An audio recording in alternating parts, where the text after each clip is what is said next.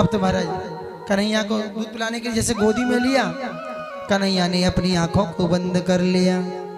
अब आप ये सोच रहे होंगे गुरुजी ये बताओ भगवान ने आंखें को बंद क्यों किया? सुनने की इच्छा है? इसमें कुछ संत भाव लिखते हैं कि भगवान ने सोचा जब आंखों से आंखें मिलती हैं तो प्रेम हो जाता है, फिर प्रेमी का वध करने में बड़ी दिक्कत होती है, कष्ट होता है, इसलिए भगवान ने आंखें होती नहीं होती हैं। ये संतों के भाव हैं। और दूसरा भाव कहते हैं, बोले भगवान कहते हैं भगवान ने नेत्र इसलिए बंद किए क्योंकि भगवान शिव जी ने विष का पान किया था।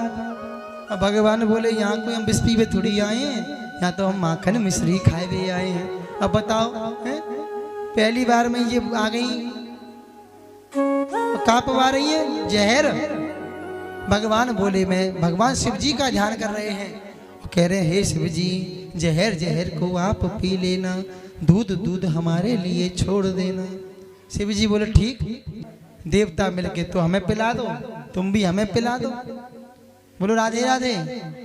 अब तो महाराज तीसरा भाव संत लिखते हैं कि बोले भगवान ने विचार किया कि दर्शन तो अच्छी वस्तु का किया जाता है और ये तो बाल घात नहीं है, मारने आई है ना, ऐसी बुरी वस्तु का दर्शन नहीं करना चाहिए। ऐसा सोच के भगवान ने अपने नेत्रों को बंद कर लिया है। चौथा भाव आता है कि भगवान किस रूप में है? बच्चे के रूप में। और बच्चा किसी को और को देखता है तो डर जाता है ना, भीरू डर।